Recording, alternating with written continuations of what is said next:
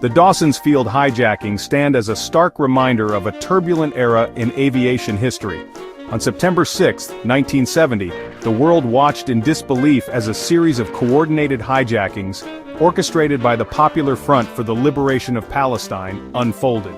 This event, a daring act of terrorism, would forever alter the landscape of aviation security and international diplomacy. The PFLP, under the leadership of George Habash, sought to bring global attention to the plight of Palestinians. They believed that by executing such a brazen act they could force the world to acknowledge their demands for the release of Palestinian prisoners held in Israeli, Swiss, West German, and British jails. This coordinated attack was not simply about the hijackings themselves, but about the message it sent. It was a calculated move designed to expose what the PFLP perceived as the West's indifference to the Palestinian cause. The world held its breath as the drama unfolded, unsure of what the hijackers' next move would be. The events of that day would serve as a wake-up call, exposing the vulnerability of international air travel and highlighting the urgent need for increased security measures.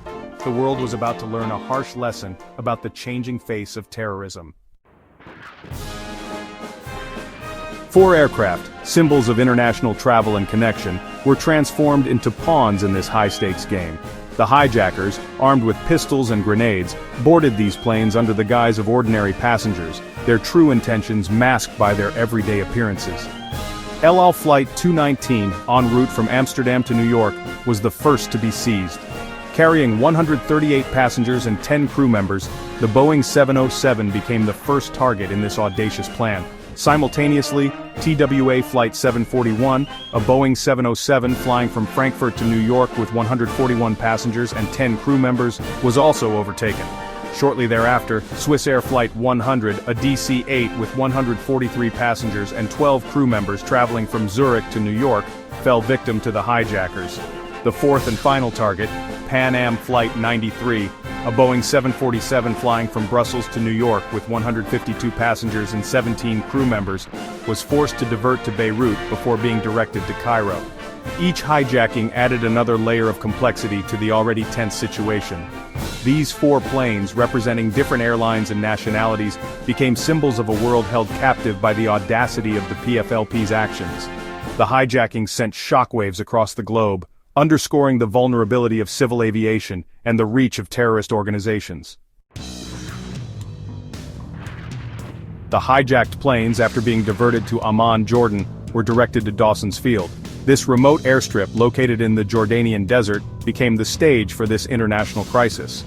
The desolate backdrop of Dawson's Field served as a stark contrast to the drama that was unfolding.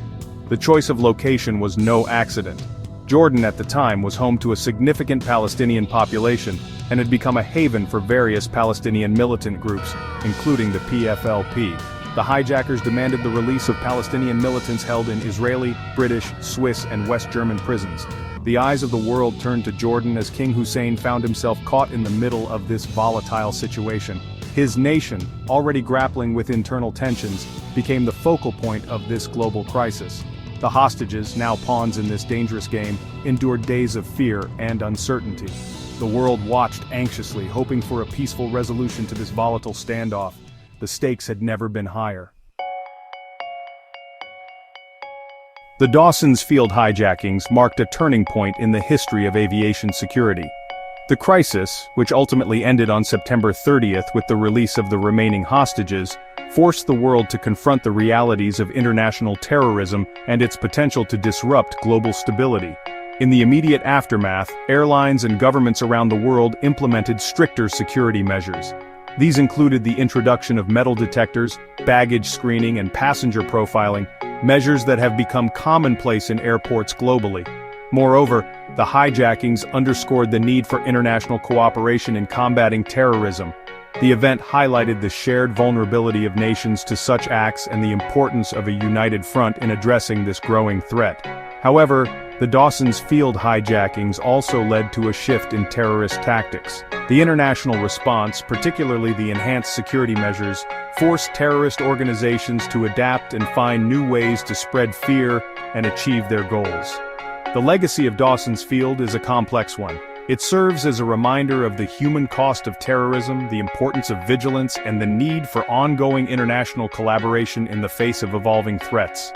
The events of September 1970, though a dark chapter in aviation history, ultimately paved the way for a safer and more secure world.